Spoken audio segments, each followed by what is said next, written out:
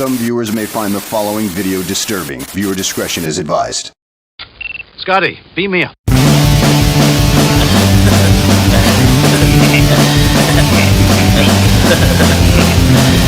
Hulk. Smash.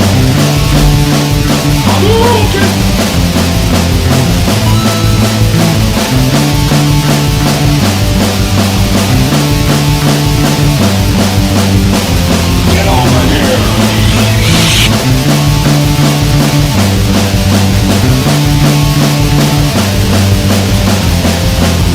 It is pointless to resist.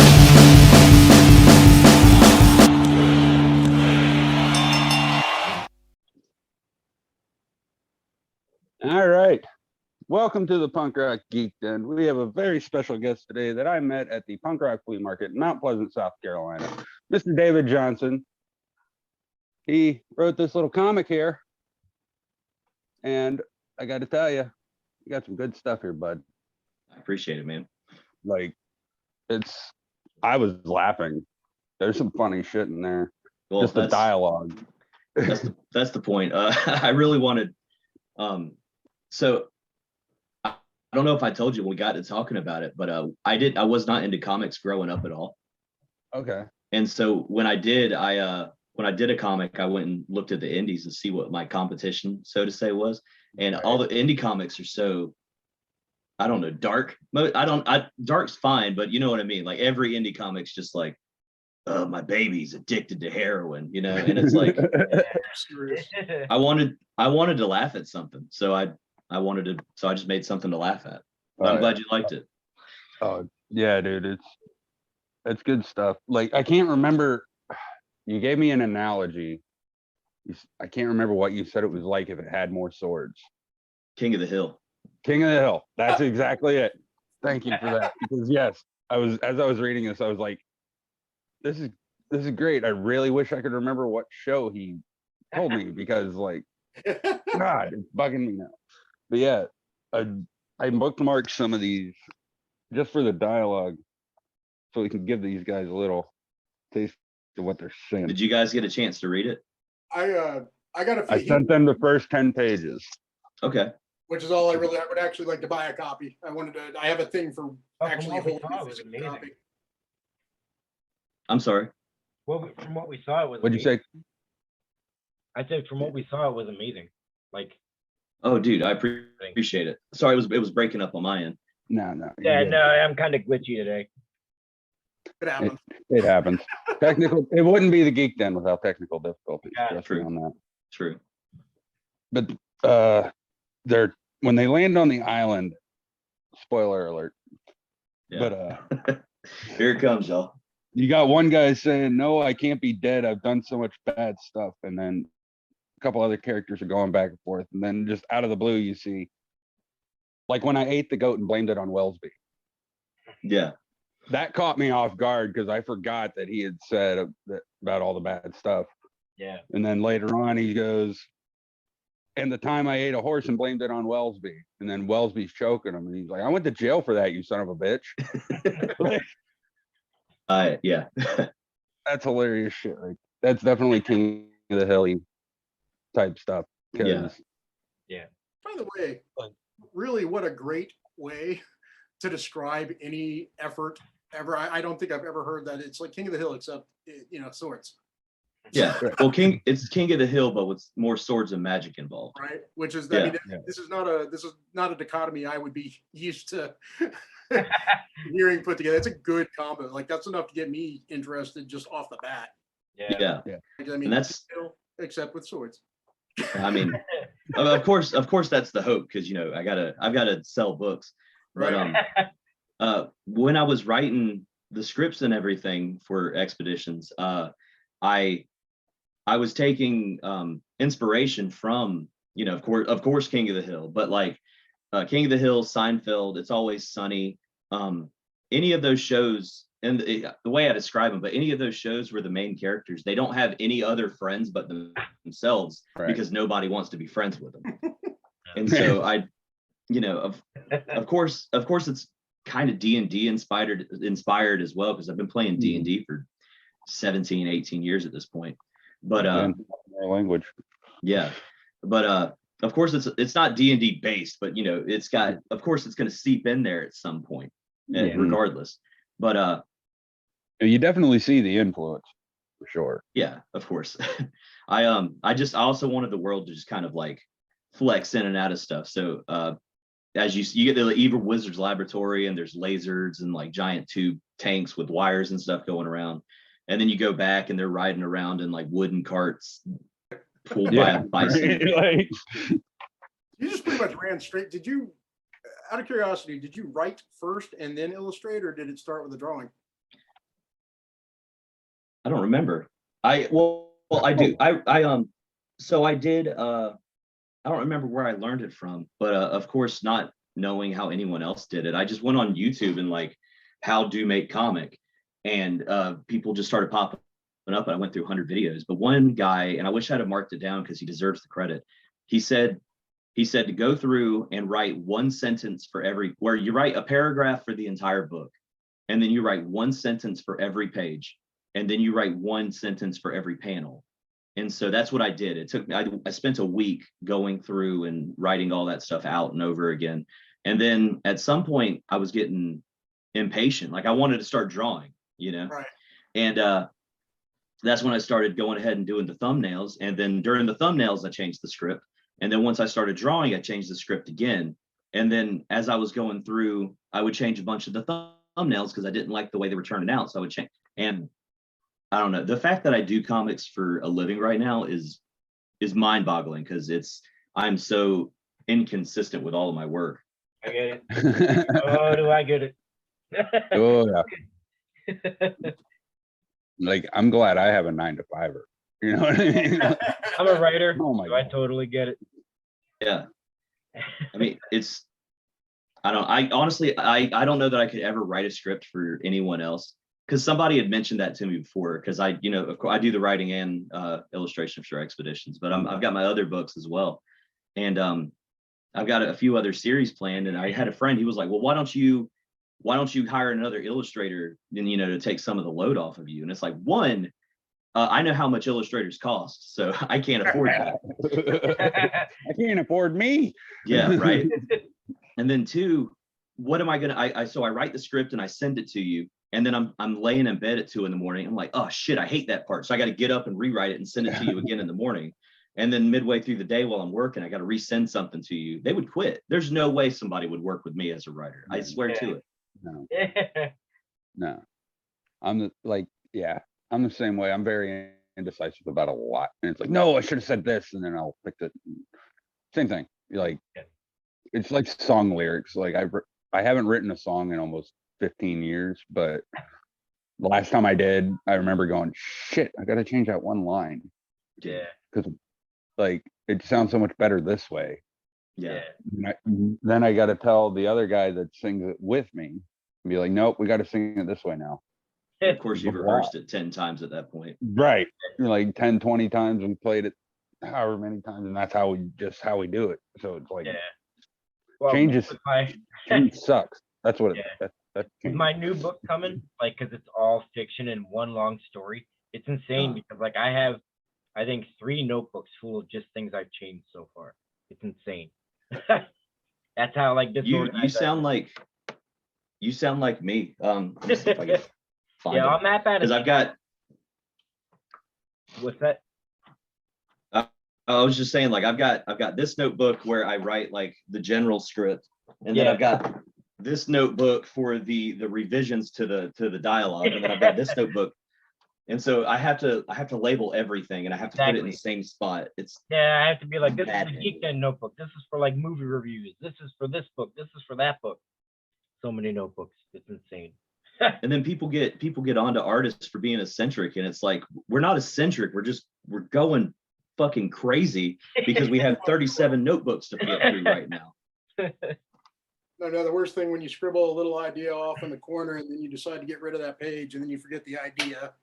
Because that happens to me anyways. Yeah. I would assume that's probably like a blanket statement in some way that applies to everyone. Oh yeah, Yeah. dude. I'll map out a paragraph or I'll map out a chapter, but it never ends up that way ever. Once I start writing, forget it. Like whatever happens, it may like broadly stay on the subject I wanted to, but it just kind of goes its own way. What Okay. with writing in particular, what I've been striving to do is what I don't know. I guess every great writer does it, or every writer should aspire to do it, but like an appropriate setup and payoff.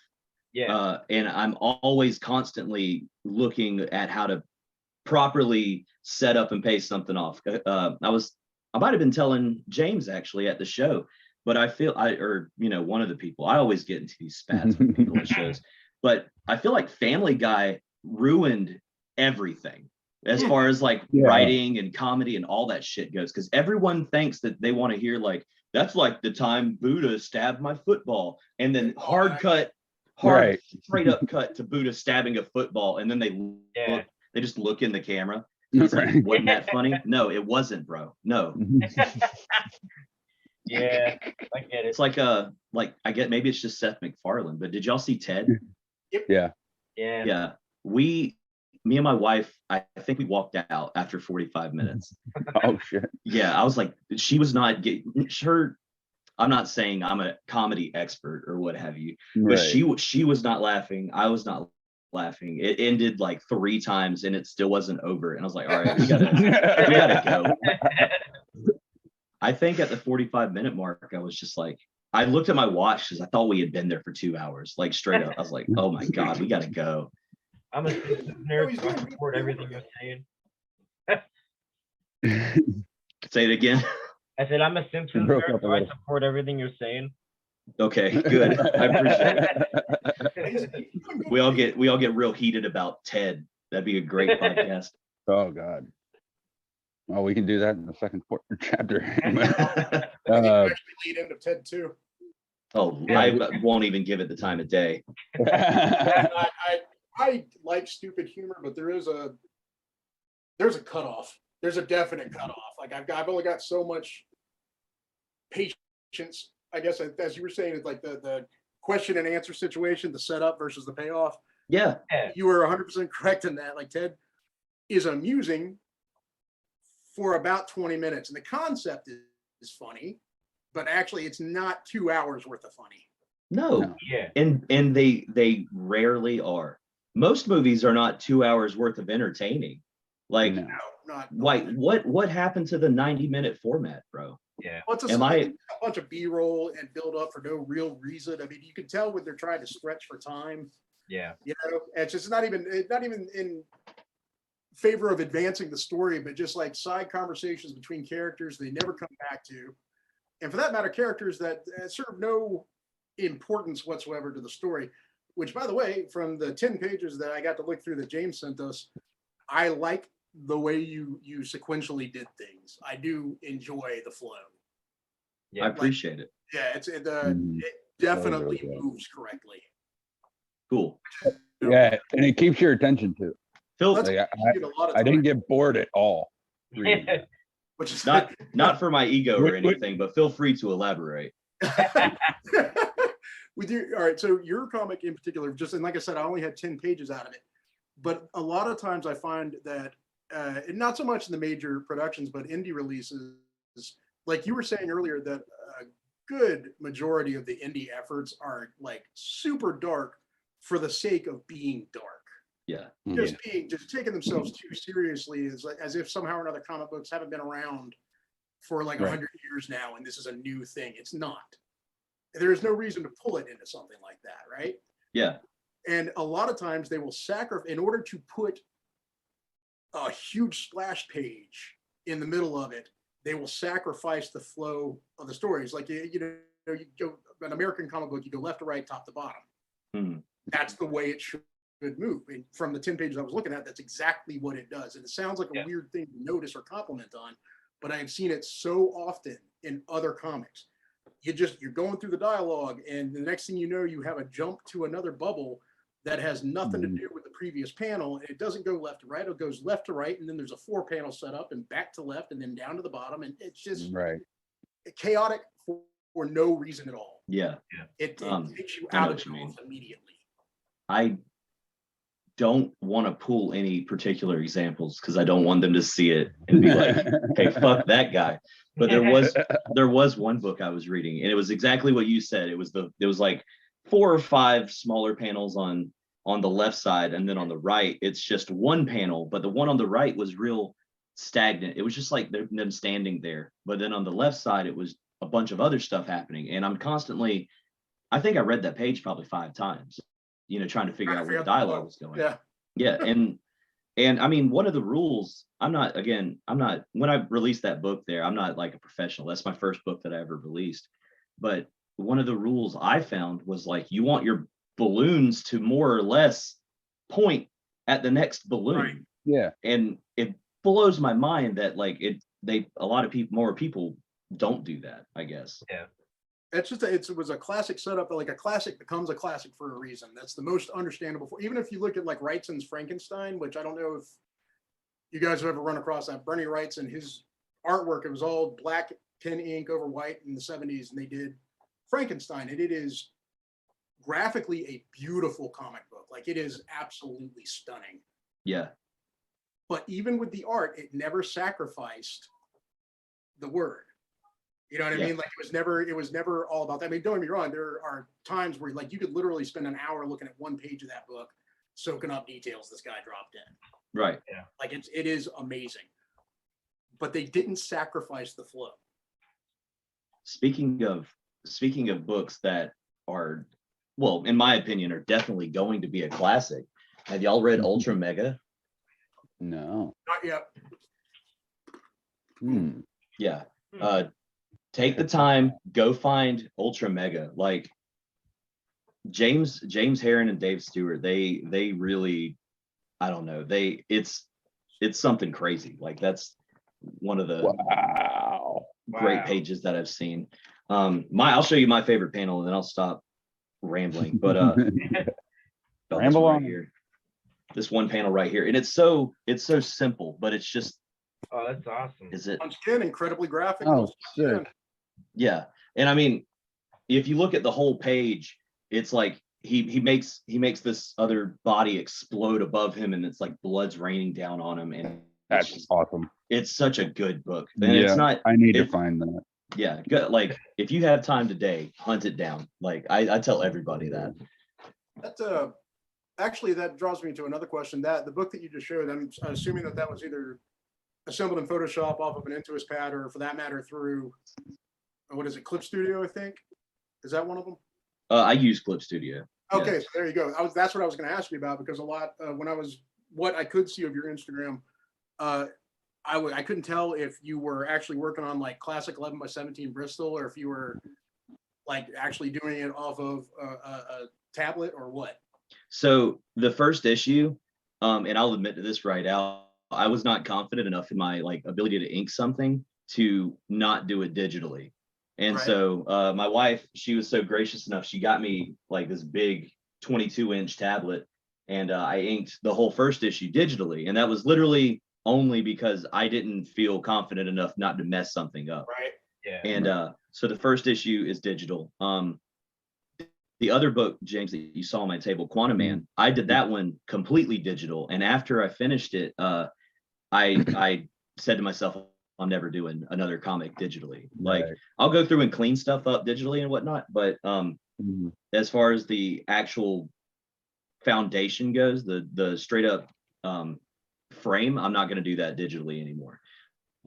So the second issue of Expeditions, and I don't have any of my pages around, but the second issue of Expeditions, it's all traditional, except for the colors. I don't color my book. I have my buddy Rafael Battalion. He lives out in the Republic of Georgia. He does my colors for me. But other than the colors, the book's going to be traditionally done. Right. It's kind of hard to, like, colors are a new thing. I mean, not a new thing, sorry, but if you were into comic books, which you said you weren't really, at least when you were younger, but if you were, there was a switch over from when they ran basically the dot matrix printing over to what was Photoshop at the time. Suddenly the colors became so much more vibrant, Yeah. and solid. And that's once again, in this particular, only the 10 pages in the cover have I seen. The colors are good. The guy did a great job with it. So Yeah, absolutely. So Raph, he yeah, I had a choice between him and two other guys. Both of those guys had done work for Marvel and DC at some point. One Oh. guy had done some work for IDW, and another guy he had 40 years of experience. And nothing against their colors, but you could tell that they had done Western like superhero big two standard colors for so long. Does that make sense? I'm not trying to rag on anything, but That makes sense. it's like that muted, realistic color palette, and that's what they knew. And then when I saw Raph stuff, it's like he didn't put that film grain filter over everything or like dull anything down. He nailed the vibrancy that I was looking for as far as like the more cartoony side of it goes. And so I went with him right out. And now it's like he's gotten better, I've gotten better. I'm so excited for issue 2. I'll actually send you guys a few previews of issue 2 after this gets done with.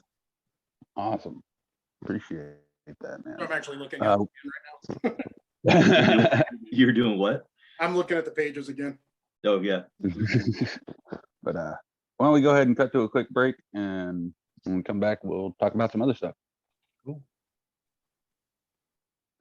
Airlandia. The air raiders command post prepares for the tyrant's Dragonwind attack. Hit it with everything we've got! Thunderclaw, launch! Remote missile, fire! Hold on to your helmets, men! Launch glider! Fire! Good shot! Launch claw! Launch storm dagger! Their army's at the command post! Launch slide! Air raiders command post and claw and tyrant's Dragonwind, each complete with figures. Are you ready to be an Avenger? To be an Avenger, you must be strong, smart, quick, and true. Avengers assemble! Avengers! Ultron's cannon lights up. A is for action. Wonder Man's ready. Ant-Man's mini-jet is set for action. Ant-Man extends. Captain America's droid explodes. My shield will protect the Avengers! Take that, Ultron! The Sky Cycle soars into battle. Falcon, surprise attack! Bird brain. Hawkeye's quick-draw arrow will punish evil. The Avengers, united they stand, each sold separately.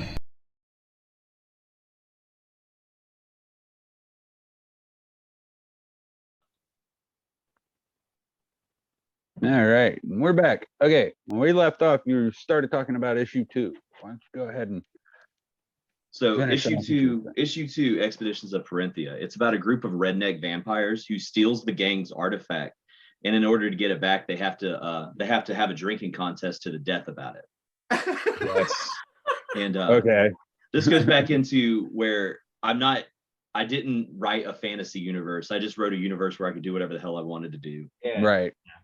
And I know you guys, one of you might even have it, and if you do, I'm sorry, but I know you've seen the rednecks who have their trucks just like, you know what I mean, like squatted. I guess it's called a Carolina I squat. live in Charleston. They're everywhere. Yeah. So I've definitely seen it. yeah, and I'm out here in the country too, and they'll come by with their mufflers cut off and their catalytic converters, whatever, removed, so their truck's louder. It sounds like shit. Anyway, I Great for the was like, environment. yeah, very good. Go for it, bud. But I was thinking like, what would redneck vampires drive? And so at first it was chariots, or not chariot, but like horse-drawn hearses, you know. but how boring is that? So I was like, well, what would a redneck vampire drive? And it's like a horse-drawn hearse, but instead of horses, it's monsters. And instead of like just regular sized monsters, the bigger the monster, that's who leads the gang. So like the guy who has the biggest monster hauling his hearse around, he's the gang leader. And his name's Count Maverick Gunsmoke. I always thought it was cool. That's awesome. Yes. I'll send you guys a few sample pages whenever Oh, we get off. yeah. But Oh, I don't remember why I was bringing it up. yeah. Second comic book. I mean, yeah. Other than that, when I first Joke. We were talking about your joke that wouldn't be released until. so Issue yeah, 3. yeah, the corn joke's not going to be in the second issue, but like I do have things that happen in the second book that like do not pay off until 15-20 pages later, and that's completely by design. And that's what we were talking about, because I can really appreciate not only a writer who has the attention span to keep up with something for 15 or 20 pages and then let it pay off at that point.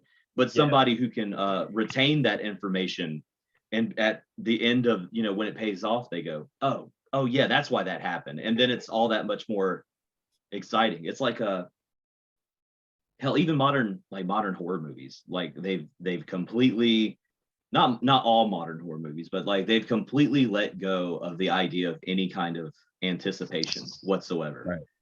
A lot of, except for the indie releases. A24 releases have been doing pretty good with it. Yeah, A24 has been doing very good. There's a couple out there that are still working with it. But I don't know. I guess they're afraid people don't have the attention span, or they won't like it or something. I don't know. I don't know what the thought process is behind that style of anything. And what you just said, I don't know if there was a study, I cannot remember for the life of me who did it, and I don't even know if it was an American study or if it was European or if it was Asian. I'm not sure. But it turns out that from having what essentially amounts to what 10 years ago would have almost been a supercomputer in the palm of our hands at all time, the way in which we follow and absorb information has actually changed. Our brains have changed the way that we pick up information. So you have something like TikTok, for example, taking on a bigger presence because they're short, quick, individually combined stories that you can blast out in 30 seconds or less and move on to the next thing. Yeah.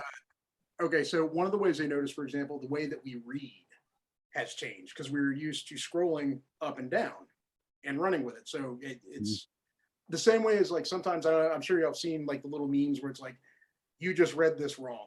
And you look back at it and it says this right next to each other. Your brain omits the second this.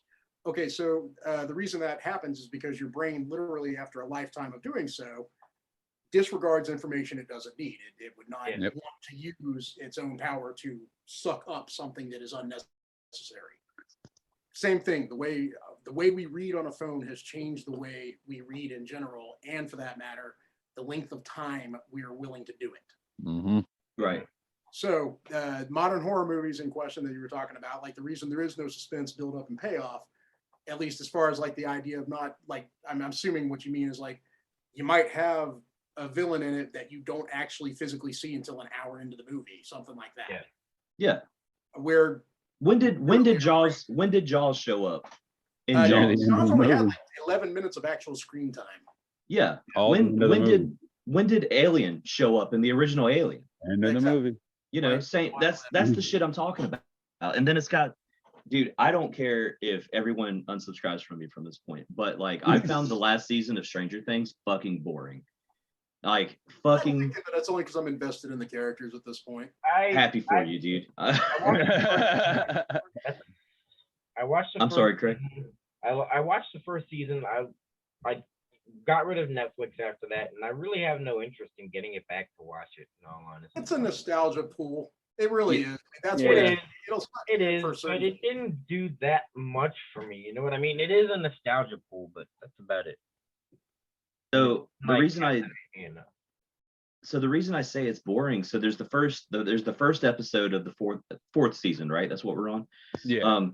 Where with Eddie and Clara, I think their names are, and they take her back to the to his trailer, and he's looking for the drug she's trying to buy.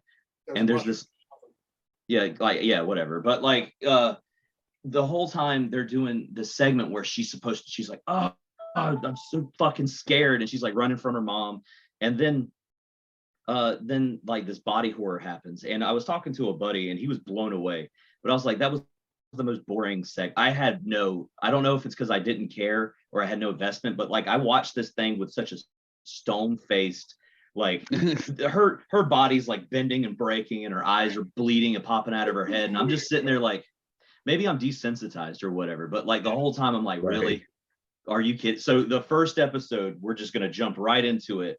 And then every episode that we watched since then, it happens again. So it's just like, you've blown your entire fucking load within the first episode of this 13 episode. I don't even know how many. There was never a punch. 9 There episodes. was never an actual punch. So I liked the first season of it because the Demigorgon, they didn't reveal the Demigorgon until near the fucking end. Yeah. It's like Yep. you spent this entire series going, God, what could it be? Of course, there's like foreshadowing and stuff, and that you know, because they were fighting the Demigorgon in D&D, Yeah.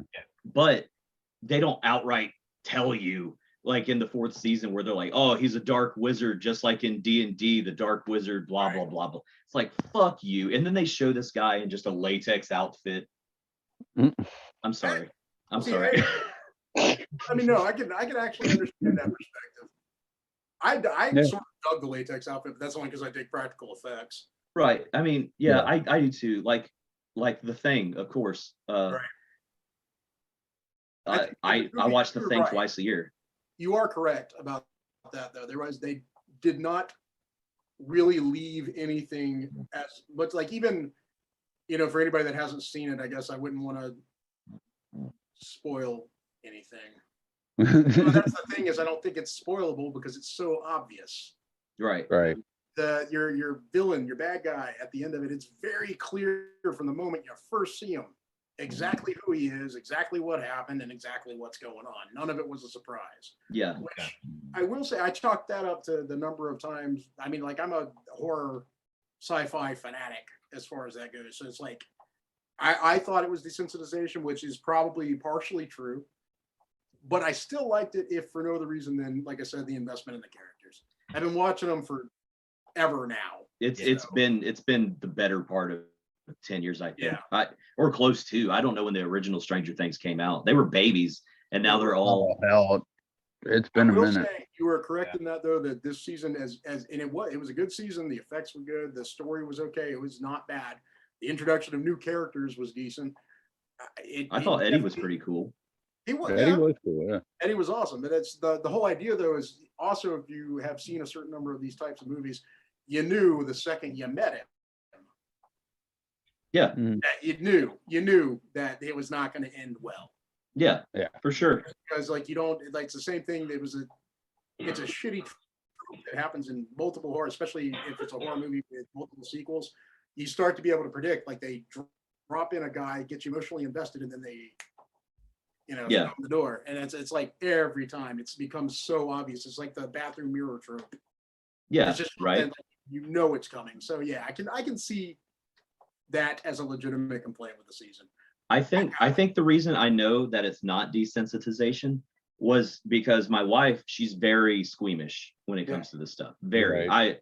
I'm not. I don't care. But like I was watching it stone faced, and then I look over at her, and she's just kind of like, I don't know, barely flinching. She's just, she's wincing because of the bone cracking sounds Right. and stuff, Yeah. of course. But she will not watch The Thing. She will not watch The Thing with me. Like we went to the theater to watch. They played it in this like dine-in theater one time, and she went with me because I begged her. And the whole movie, she had my jacket around her face, and then she was plugging her ears the whole movie. So it's like, okay, Avoid the sound though. yeah. Hilarious. That's fantastic. But yeah, what was I I know. talking about? You guys got me up. That's the, Every time, it's what we do. yeah, no, it does happen pretty much every conversation. It's The great. second comic Well, I book, love it. things you got coming up. Okay. Second Hey, issue of any events or anything like that coming up for you? yeah, a lot. I think I've got an event every weekend in August. The next Wow. one is the Savannah MegaCon or Savannah Comic Con convention. I'll be in Savannah, Georgia. After that, we'll be in hold on. there's yeah, it's turned into a traveling gig at this Oh point. yeah. Hey man, whatever you got to do to get your name out there. So Very 30 much. so July 31st will be in the Savannah MegaCon in Savannah, Georgia. August 6th and 7th will be in Virginia for the Big Lit Comic Con. August 13th will be in Greenville, North Carolina for the Greenville Comic Con. Then we'll be back in South Carolina for Columbia Comic Con, which is that one's called Soda City Comic Con. Okay. and then back up to Virginia for Fairfax on the 27th. Oh, right on. But as You far gotta- as you're a busy dude. yeah, well, what do you do? Yeah, right. But as far as books goes, we've got Expeditions 2 that's dropping. Dude, what day is it? Hopefully by the end of this month. Hopefully, like Awesome. My Colors is finishing up. I think he's on page 15 or 16. So he's got about 11, 12 pages left. And he's pretty quick. So hopefully then like 2 weeks for printing. I'm all done on my side. So hopefully by the end of the month, Expeditions 2 will drop. Awesome. And then I'm working on a few series. I don't know if he wants me to shout them out because they're yeah. So I'm not going to talk about them because I don't know. If he's out there yet. Yep, just be on the safe side. Yeah, for But- sure. We want to thank you for joining us, man. This has been fantastic. Yeah, I thank you so much for being the first person to come to the table and be like, I have a podcast, and then immediately like getting me onto your podcast. It's dude, I was immediately invested, but like I saw the artwork and was like, that's a comic book stand if I've ever seen one. I was like, I got to talk to this guy. And so Expeditions of Parinthia, y'all go get a hold of Dave, see what you got to do to get a copy. It's fantastic. It's a great read, a lot of action, a lot of comedy. It's hilarious. Oh, And- so I'll say that you can find me on any social media. My handles I Need a Bigger Sword, and then my website's also ineedabiggersword.com. And you could There we go. I know Awesome. Jason had asked me to promote that. So yeah, Right. ineedabiggersword.com. That's where a bunch of my stuff is right there. There we go. And I'm sure you can find his socials and everything there too as well, right? Yeah, it's all connected. You know how it goes. There you go. Yep, absolutely. But David, thank you so much, man. Thank you guys. This was great. I had a great time. This is fun. Absolutely. We did too, man. We can't thank you enough for joining us. And we look for when issue 2 comes out, you got to come back. Yeah. seriously. Okay. Yeah, I'll let you know. Or no, Absolutely. you let me know. Well, however it works. Oh however yeah, this goes. we'll figure it out. We'll Yeah. figure it. But all right, guys, this is another good one. Dave, thanks for joining us again, man. Good luck with everything. Busy see you, man. And so there we go. That's it. Thank you for joining us, fellas. Let's check it out. Introducing the newest WWF Wrestling Buddies, Big Boss Man and Jake the Snake Roberts. Clunk 'em, plonk 'em. Wrestling Buddies want to be your buddy. Buddy, what's going on? Nothing, officer. Body slam! Hey, who's the wise guy? Big Boss Man! Murphy. What's going on? Nothing, Sarge. Big Boss Man and Jake the Snake Roberts, the newest WWF Wrestling Buddies from Tonga, each sold separately. More paste, thick, and chunky salsa. Here. This ain't paste, thick, and chunky salsa. Well, woo, doggies. Paste is made with big chunks of tomatoes, onions, and peppers Perfect for dipping. by folks in San Antonio. Who know what salsa should taste like. Well, this stuff's made in New York City. New York City. Jake, it's time you switch brands. Pick up a thick and chunky one. Pick up the pace. Sure. All right, welcome back. I want to plug some stuff real quick. Dave and I met at the Punk Rock Flea Market this past Saturday. It was a great time had by all. Dave, I gotta ask, did you pick up a dragon coin while you were there? No, I didn't. I see him at a lot of shows though, so I Alright. will at some point get You one. have to. I buy one thing for myself at shows ever, and this is what I got. Oh, that's sick. don't know if you I can like see that. Awesome. That's- It was awesome. Like, yeah. this There's next all one kinds of that cool works. shit there. So the lady who did it, her name If her name was money, they have like a guar saw. Like the guy. Oh, yeah? Yeah. Totally getting it That's if I right. make enough money. Oh, yeah. Oh, there was all kinds of cool shit there. You had those painted saws. There's a stained glass setup, and they had a Misfits skull, Jason mask, Michael Myers, Ghostface, and like a coffin. They had all kinds of cool designs. Awesome. Unfortunately, I was only able to get like a couple of things myself, including some bomber orange chicken from the food trucks. It was So it was very good. that orange chicken was like, fuck you, Panda Express. All right. Like seriously. But like aside from this fantastic comic by our friend Dave, which he graciously signed, by the way, and I'm sure he did if you picked it up while you were there.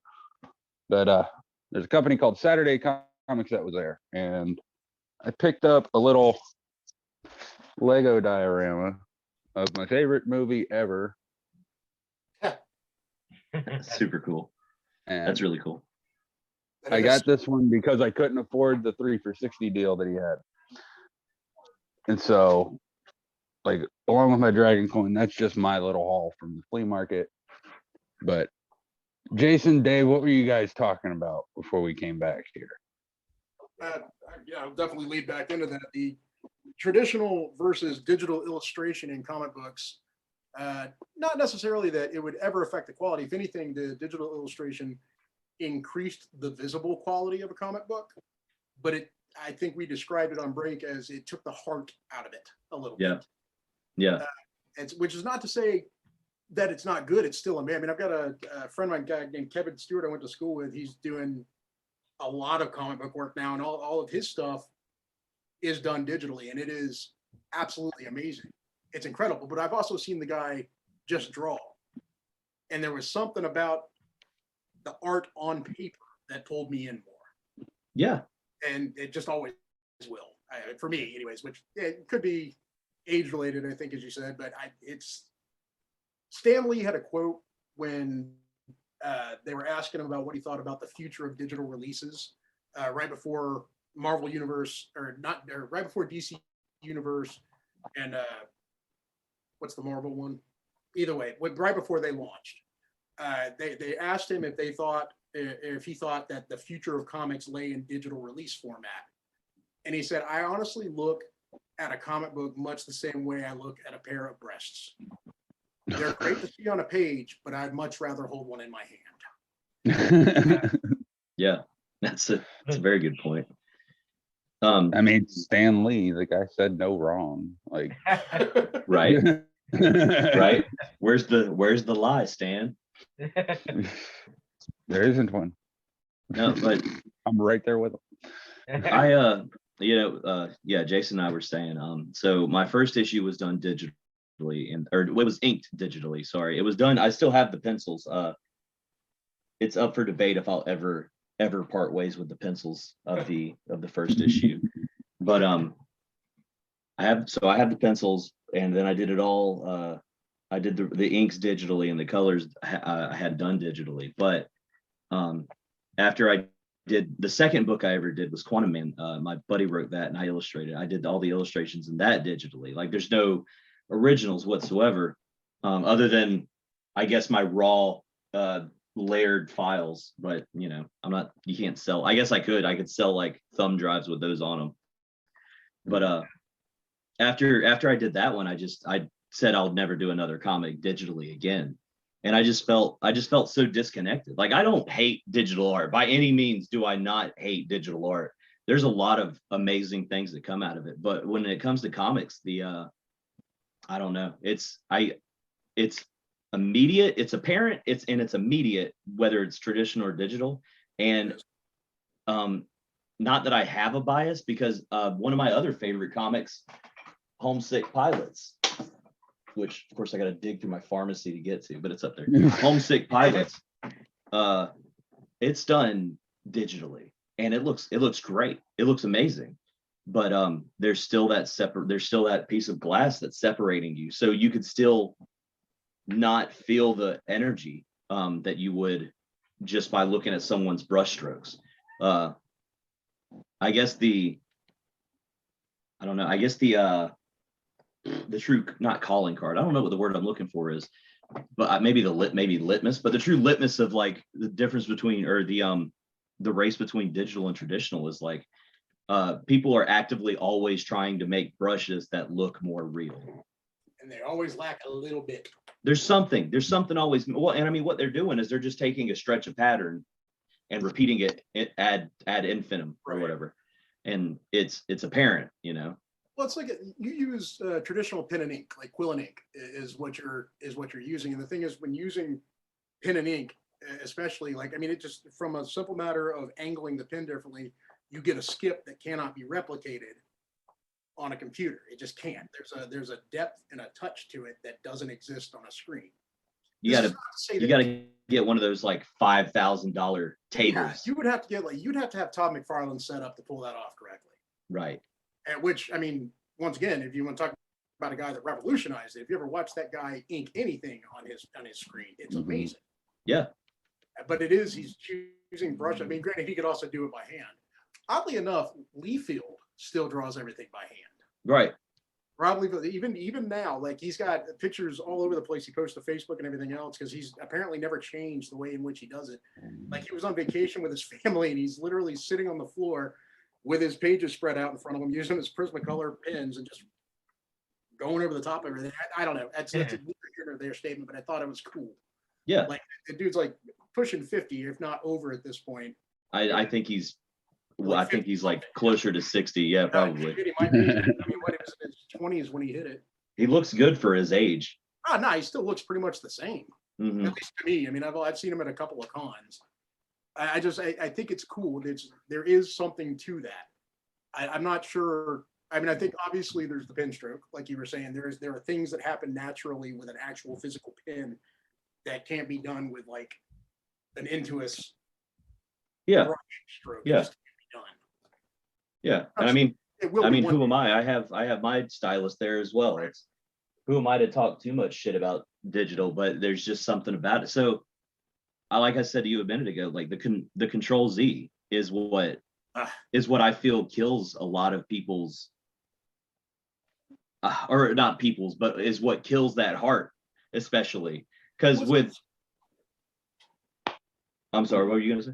Well, I was going to say the Control Z thing is like, I'm sure you did. I know I did. Like, if you're actually traditionally inking and you screw up, you got to figure out a way to make the screw up work with the picture. Yeah. That you're redrawing the entire thing, and there's nobody that has time for that. Yeah, You or know? you've got to white it out, and then it's like, no one's gonna white out an entire Stroke the panel. entire thing. Which is, I mean, granted, it's a perfectly functional way to do things. It just you end up with something that you're looking at that I'm sure was not your intention and doesn't quite make you happy. Right. Yeah. But then you got the I don't know how long it takes you to do a page. It takes me between like 8 and 20 hours, depending on like what. Depends on the nature of the page. Yeah, it depends on the nature, but like, so I mess up and I either figure out how to make the mistake work, like you said, or I've got to take what's going to amount to like 30 minutes to an hour of trying to like cut out a piece of paper, glue it down, make sure it looks good, fix Right. up the line work, and then I got to go in and fix it digitally still. It's like, Try just and color match and level everything off. yeah. Now it's like just roll with it, man. Just see what happens. I think we just nailed down the heart aspect that we were referring to. Yeah. Important conversation here. I've been looking for a way to put that into words forever. The only way I've ever been able to do it is to say it just doesn't have the same heart. Right. I don't know. Again, I don't have anything like truly against traditional. It's just not my, or not, I'm sorry, digital. It's just not my thing. I No, don't it's know. like the people that do like it's a like one of the things it did is it sped up everybody's ability to knock things out.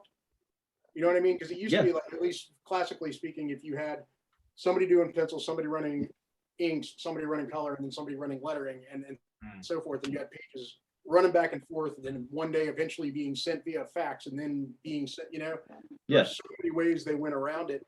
Now you got two guys who can just email the files back and forth to each other, printing what used to take 5 or 6 people actually physically doing. So Yeah. there's that, like digitally, you can knock out, you can keep a story going, you can keep people interested. And even better, if you have the proper library and setup, you could fix almost any panel error in a matter of seconds. So that is a cool aspect of digital art. It is. It definitely, it improved the way in which things were done. Yeah. Well, I mean, think about how many people in history who have like spilled a bottle of ink on their page. Oh, You no, I've know, done it. I've yeah. done it with a I've gone to shake my ink, and it's leaked. It's leaked from the seal, and it's gotten on the page.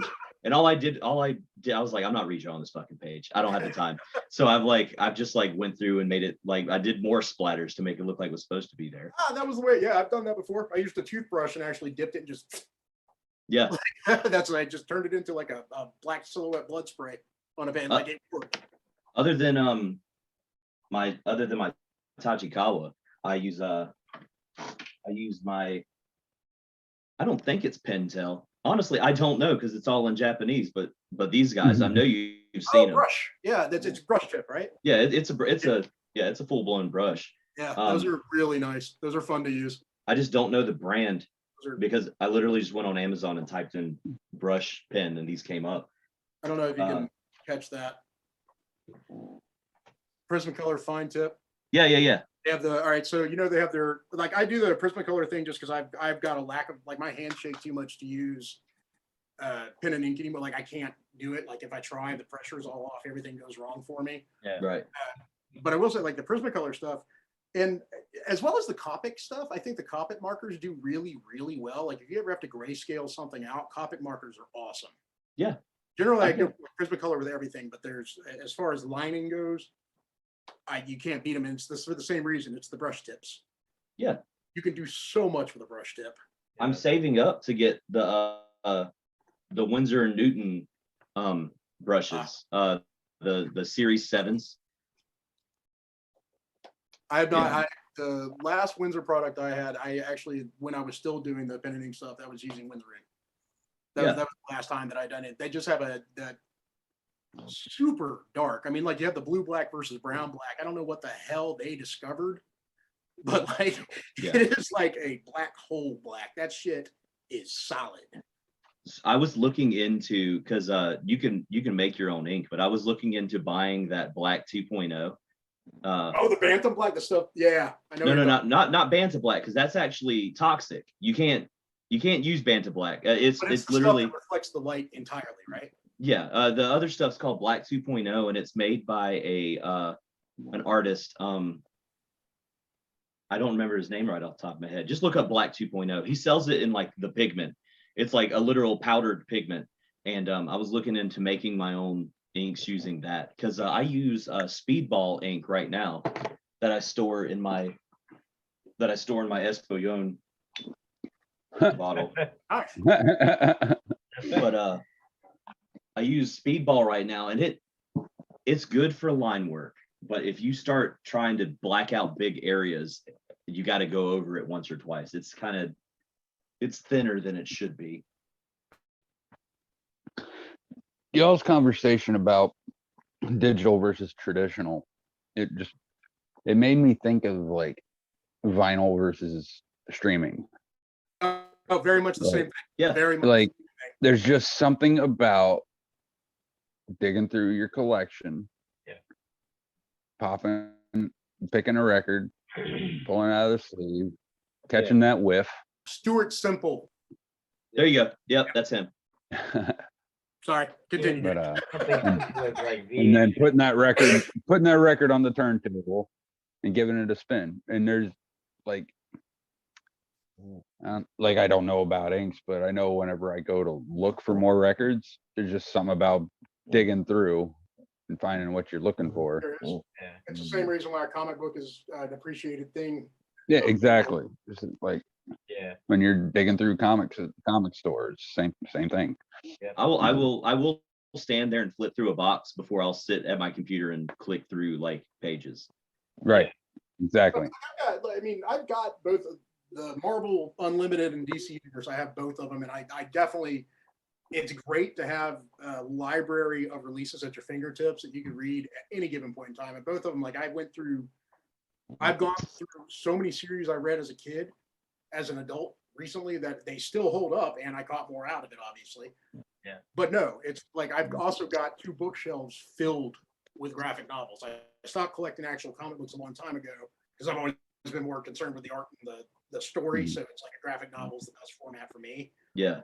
But I will still, before anything, I will look through those to see if there's something I want to reread before I start running through a release off of either one of the websites. Yeah. Even the same with like VHS to DVD. You know what I mean? There were so many Mhm. changes. There was nothing like popping in a VHS and seeing like the original cut of what it was supposed to be. You know what I mean? You know what I really love about VHS and just that whole analog era of like television, or the CRT TV, like that era, the people who were making or developing stuff during that time, like video games, movies, all that stuff, they knew what they were working with. They didn't think they were working in HD. They knew that you were going to see it either at a grainy theater or on a CRT TV. So they knew how to balance their colors and stuff to work with your television. Like Oh yeah. go look at the original like Super Nintendo games like Sonic and or not Sonic particular, but go, you know, that 90s era of video games and stuff. A lot of the patterns that they made or developed in the game do not show up in like the HD remasters because they were not built to show up. They in were HD. designed to be run with the line Yeah. in the Yeah. screen. They weren't designed with a full like LCD display in mind. Yeah. And I guess I don't know if it's snobby of me, but I hate that movies and stuff get $40 bajillion. Like movies and video games, they all get $400 quadrillion thrown at it. Yeah. And of course, if any of you guys right now handed me $3 million and you were like, here, make me a comic book, I have no clue what I would do with $3 million. Like, I've got ideas, but only about 50,000 be spent on a release. yeah, it's like so I spend 50,000 actually making a book, and now I have $2,950,000 left. What the fuck do I do with that? Yeah. So it Live, my friend. That's what you do. well, I mean, yeah, but if you said here's 3 million, you cannot spend that on anything but this book. Do you know what I mean? Oh, okay, yeah. Yeah. But I know Hollywood movies don't do that because then the director and everybody else, they just get the rest of the money. You have more. However it works. Whatever the gross is, yeah. But I really appreciate the older films and video games and stuff where they're like, we have $50,000. How could we make this game? Yeah. And then it turns into, you know, it's stuff everyone still talks about, you know, like. It's true. Look at Splatterhouse. Although Splatterhouse was probably more loved at the time because of the nature of the game itself. Yeah. One of the first real horror releases off of Neo Geo and in arcades, I guess. Yeah. I mean, others existed, obviously, but that was one of the first where it's like you're wearing a mask going through and smashing shit to pieces. Yeah. Or even Mortal Kombat, like the original Mortal Kombat. That's my jam right there, dude. They had next to no money whatsoever to do Mortal Kombat. And in the way they were like, well, we can't animate characters fighting. We can't afford it. So they dressed dudes in off the street. They were like, here, come in and do a high kick dressed like a one ninja for stunt us. guy playing like 4 different characters. I think the dude that did Scorpion and Sub-Zero. and Johnny Cage also, and also Raiden. Yeah. Raiden, however you want to pronounce it. He was the same guy. So we have $6,000 to make a game. Let's hire one guy, put him in 17 different costumes, and we'll pay him $500 for the week. And it's like, I don't know. Yeah, he got scale pay. That's absolutely right. $500 is the correct amount. Yeah. I don't even know where this all came. A lot of work for $500. Well, I mean, it was probably a lot of fun. When you're talking about the amount of money that goes into a mass production now, by comparison to what it takes to actually produce the product. Oh yeah. I can't remember how we got onto the top. I think you had said something about but that was, I think that's my big problem with. We started talking about the analog era and whatnot. Yeah. And you were talking about how vinyl versus digital. And it's like, digital's dope because I could sit here and find any band from anywhere. It's great for road trips. I'm not going to dispute it. I stream all the time. Yeah. You know what I mean? Like, that's what I do when I don't have a record player in my car, so you don't got to worry about that. Like, yeah. I put on a playlist, to put it on shuffle and let it go. but I think I just that's love sitting with my collection and digging through it and listening to vinyl. sure. You have like your favorite album that you like to go back to. Exactly. My wife, I don't That's have a several. vinyl player. My wife does, and I have one vinyl, and it's "And Justice for All." And every once in a while, I'll go back and just like, yeah, hell yeah, I'll go back and just listen to the entirety of "And Justice for All," just like on vinyl. Right. And it's like, Yeah. But going back to digital versus traditional. I'm sorry, what were you gonna say? I was gonna say I have Master of Puppets Ride the Lightning and the Black Album on vinyls. Every now and then I just give all three of them a spin and 2 out of 3 ain't bad. shut up. Jim. At least it's not Saint Anger.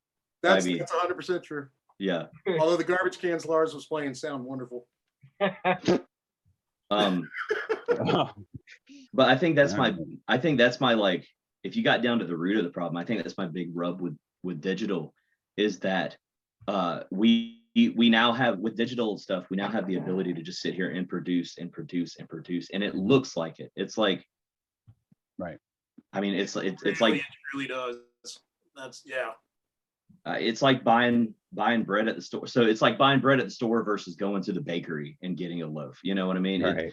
You can get great bread in Food Lion. There's that Dave's or Crazy Dave's bread or whatever it's called. Oh man. And Oh yeah, that stuff is good. it's That stuff is banging.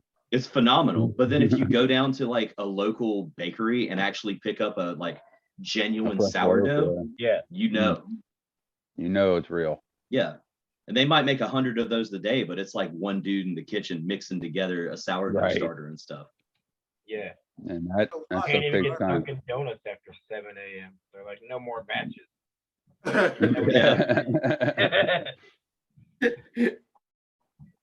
think the digital thing has definitely changed a lot of the production. Like what you were getting onto there, it's a true statement. I mean, there is also the fact that a lot of comic books that are being produced now, I'm not going to say they all look the same because there's different art styles. There's different artists doing what they do. Yeah. But the end result, it really does start to feel like you're all looking at the same thing. But if you look at, let's call it the comic book renaissance of the 70s through the 80s, where there was suddenly a rebirth, they started letting all these new people in to try and run with it, you know?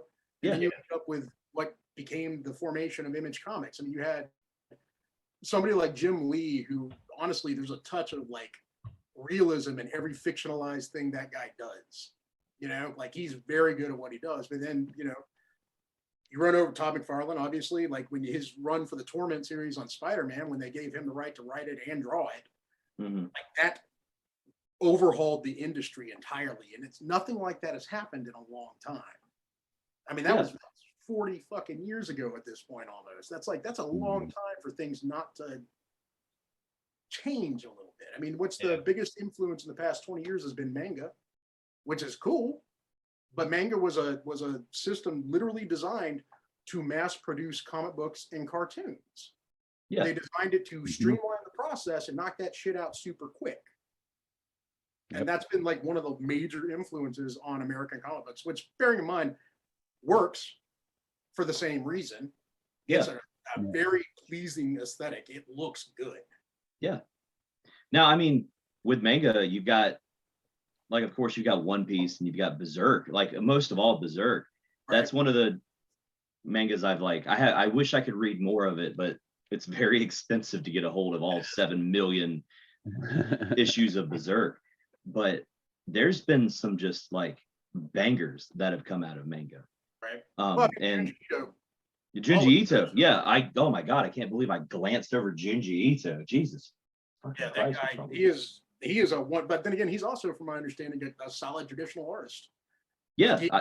I don't know if he still is, but he definitely was when he started, like Uzumaki and stuff like that. When that stuff came out, that was all hand drawn, and it's like engrossing shit that pulls you in. But at the same time, the thing that makes it his, like you could tell a Junji Ito drawing immediately, no doubt. Immediately, yeah. And you can't always do that with a lot of manga, because a lot of manga is designed to look and fit a certain style, whereas his is his. Yeah. And well, that's the same thing with Western comics too. A lot of these people that give proposals and stuff to, it pisses me off because people, when they want to do a comic, when they want something, they'll say comic book style. And What does that mean? what does that mean? I have a comic book. DC has a style, and then you go to Boom, they have 400 different types of people. IDW, all these, TKO, Marvel, Image, all these people, they have completely different styles and stuff, but you want a comic book style. So normally that means you want it to look like, Batman or something, just like the regular in-house Batman style. And I tell people flat out, I'm like, I don't do that. Well, I don't do that. I'm not going to attempt to do that. I'm sorry. Well, it's like, are you talking about Frank Miller Batman? Are you talking about, Jim Lee Batman? Like, which Batman? Yeah, like in that there's exactly. variations. Like, what is it that you mean? Like, when you say comic book, do you mean you just want sequential art and then leave it up to me, or do you mean you want a specific style? Yeah. Well, then they'll send you that I just call it realistic because that's just what it looks like. It's just like a realistic style. And but then what does that even mean? So like, I met a guy at Heroes Con up there in Charlotte. His name's Matt Gaudio. Matt Gaudio, he went to the Kubrick school, and I was looking through his work. I wish I could remember everything he did, but he had a small run on Spider-Man, and he had a couple of pages where he might even still be working on Spider-Man. I don't know, but he had a couple of pages where it was like Spider-Man fighting the Green Goblin, and like, it's apparent that Matt did that, right? And he did it all traditionally too. And it's just like, I don't know what. Yeah, exactly. What does comic book style mean? So I mean, and then people want me to do like sample pages, just to like, let me see if here, do this, do a page for me, and let me see if you're what I'm looking for. I'm like, I've got a portfolio with over 200 pages of. Yeah, you flip through that. That's what I do. Those are one of my favorites. Is, I don't know, draw me the Hulk and let me see it. I mean, I can, but what? Yeah. Which Hulk? Flat top Hulk? Frankenstein Hulk? Gray Hulk? Like, which Hulk? When people people ask me to do that, I just do it from memory. Like, if you were to ask me to do Batman, I just do a Batman from memory completely. That's exactly what I do. If you want to see a quick run of what I would do, this is what it would look like. Yeah. Right. Yeah. Man. Damn. That was intense. How do you think the fools feel when they walk up to my table and they're like, "Let me talk to this guy for 6 seconds," and then I get into I went in completely blind because I'm not a comic book guy, but I was just like, I have a podcast that focuses on pop culture, and we talk to nothing but bands. Let's break that cycle. I'm super happy with this. This has been. Dude. So I guess you call it fantastic. It's just something new. Yeah, like you guys were talking about the Japanese guy, the mangas and stuff, and I'm just like, I'm looking at Craig like, are you taking notes? You should be. Yeah, I don't know where my notebook is, otherwise I would be. I read horror comics. I watch it back and take them in. But next break, you and Jason need to like compare notes because like there's just so much that goes unappreciated. And oh my God, I don't know.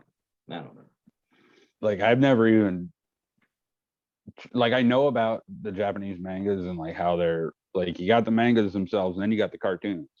Yeah. And like that's it. Like not to go too off topic, but there's a couple of wrestlers that were based off Japanese mangas, and it's Tiger Mask and Black Tiger. Right. And like so it's like that's immediately what and Jushin Thunder Liger, of course. Well, how am I forgetting about him? But like that's immediately where my brain went. I was like, Jason's right. But I didn't know who you were talking about. So I'm gonna have to definitely watch this episode back and write. If you like horror stuff, go look up Junji Ito. He legitimately revolutionized anything about illustrated horror. Like in the detail, the stuff that guy puts together. There are literally, you have everybody has those classic movie moments in horror films or just in films in general where there's a shocking scene. There's something that really stands out. Ito is a solid master of the splash page. Yeah, I mean, that guy. I learned everything I need to know about page turns from him. Yeah, no, it's because he like, once again, if you get his actual manga right, it's produced right to left. You're reading it backwards, and even then, as somebody that is not a native thing to do, it still flows perfectly. So back to the flow thing, Right. which once again to your comic, the 10 pages I looked at, I really appreciated the fact that actual effort went into keeping it like solid. Yeah. And it wasn't just about throwing effects on and just like bubbling the hell out of a page and turning it into this just a huge mess. Which it makes me happy when it's legible. It's important. Yeah. Well, that was another thing I really wanted to do. And another thing I look at, if I open a comic and there's too many bubbles on it, like that's what I do with most comic. I'll take it out of the thing, I'll flip it open. If there's too many bubbles on that page, I'll put it back. Put it right back in. I'll put it right back. Because I mean, at the root of it, yeah, there's a story, there's a written story, but comics are a visual storytelling medium. Mhm. Otherwise you write a book, you know. That's and true. I read books too. So like John Dies at the End. I've read the whole Hitchhiker's Guide to the Galaxy series, and the John Dies at the End series, the Dark Yeah, you got a new Tower. one coming out. They got a new John Dies at the End. They do. It's called If You're Reading This Book, You're in the Wrong Dimension. Oh shit. No, but so comics, they're visual. Like at their very base, they're visual. And for you to think it's okay to fill a fucking page with bubbles, you fucked it up. You have fucked up. Story visually at all. It's like 100% you went away from your format. Now, don't get me wrong, there are some, like if you look at, I don't know, if you look at The Watchmen, for example, that gets pretty wordy in some places, but also it's a really complex story. Yeah. You know, So- it could have been all illustrated, but there's a reason that it does it. Same thing with Miller's Dark Knight. I mean, all the sides, when you look at the time the TV's talking heads reporting the news for like 4 pages, it had to be done that way. But it also was done intentionally to be boring, to be something like you would want to skip through as opposed to reading, because that's about what the news feels like. Yeah. That's why you miss shit. Yeah. Which was kind of the idea behind it, what he was trying to do. And he did it well. But even then, that means that the story was still more moved with those talking heads and their little bubbles than a lot of comics that are being produced now. There's just, it's, Yeah. anyway, No, back to the point, you're I absolutely right. appreciate the fact that what I looked at moves properly. Yeah. It makes me happy. Right. There's a motion to it too. So I don't know. I'm sure you do, but James, you said you're not a comic guy. Craig, I don't know. If I'm you're- getting into them. I I just read like like horror comics and stuff. I read like stuff like this, like illustrated versions of movies and things Yeah. like that. That's awesome. Yeah. So so here's my copy of Watchmen, and you see how it's laid out in the 3x3 grid, right? Yeah, I There's have a 9 copy of panels per Watchmen. page. Yeah. And so he did that so that every time there's a page that has a panel that's not a Right. part of the grid, Right. there's a reason. There's a reason for it. And then like you have the splash pages and stuff. Like the end, I'm gonna spoil the fucking 30-year-old Watchmen comic. I think at this point, if you haven't seen it, it's your It's your fault. Yeah. Yeah. So the last, I think it's the last issue, wow. opens with this splash page right here. And it's like, they don't do many, but when they do, it's like, oh shit. I remember the first time I flipped to this. Like I got it now. Like my hair stood up. I was like, oh my God. But in the first, yeah, so I've just flipped through it. The first 1, 2, 3, 4, 5 pages of the last issue here is all splash page. And it's just, I don't know, that's that kind of visual storytelling, and that makes something a classic. And I don't know, other than Ultra Mega, there's been a few, of course, I'd have to go through and flip. There's like some indie comic people that I've run into that do it right as well. But as far as like the mass produced stuff, the guy, I don't know, it's like they've forgotten this, just Right. that technique to it. You just end up with weird cross cuts. You end up with strange like slants through the panels, everything. Like, don't get me wrong, there's a good way to do it. Like McFarlane did it with the Torment series with Spider-Man. Like there was a way that the page still flowed. It still went right. Yeah. But then, like, that was one of the first comic books I remember seeing where things broke the actual panel. Not just a little bit, but the whole panel would be tilted to the side. And it's like, one of them, I think, was the lizard slamming Spider-Man. And like the panels, when it happens, are slightly off angle. And in one case, no frame whatsoever at the base where he's landing.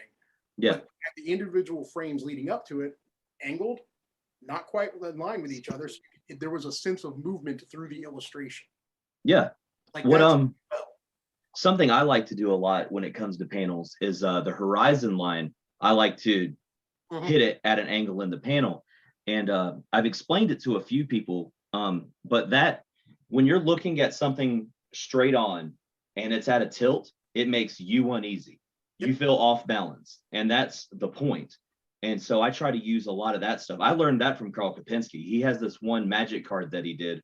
It's like a Mongol archer, and it doesn't show his horse, but it's got him drawing his bow back, and he's stood straight up, but then the horizon line behind him is at like a 45-degree angle. Right. And it's like he's turning on his horse about to fire a bow into his enemy. And that's where I learned that from, is like there's just so much movement in just moving one line in a picture. It is, and it's what's even better, like the whole idea that it's left up to the viewer to decide what exactly that angle means and what's happening. Yeah. Which is, I mean, it's implied, it's definitely fully implied, but it is neat to be able to, like, your brain will try and make up for it, which is also, like you were saying, you can become uneasy if the horizon line isn't matching up properly, which is also a technique that can definitely be used if something has gotten weird in a story. Yeah. Like it's a great technique, actually, and it's one of those subtle things that people don't know unless you know.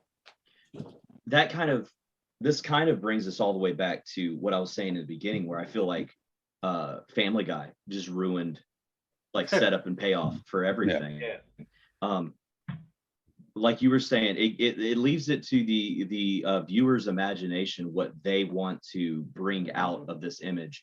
The same thing goes with like with like setup and payoff and writing. But like, for instance, I have this one joke that I've been like tossing around in my head for the past couple of weeks now, and I want to figure out a way to implement it into my book. But in Expeditions, I want there to be a scene where they ask a storekeeper a question, and he's like, well, it costs as much as corn floats. And they're like, what does that mean? And he's like, well, how much corn is floating is how much it costs. And they're like, well, does corn float? And he's like, sometimes. And they're like, so you just throw corn into a barrel and what floats is how much it's going to cost. And he's like, yeah. And so like, that's going to be the beginning. And then 29 pages later at the end, I want to write that into where it pays off. You know what I mean? And I try to do stuff like that. Callback humor. Yeah, I love, dude, that setup and anticipation. Like, if I need to hear the punchline. Well, it's not in the second issue. It might be in the third. But the second issue I did. Did I tell you about it? The second issue? Okay. Why don't we go ahead and cut to a break? And then we can touch on that in the third section. Okay.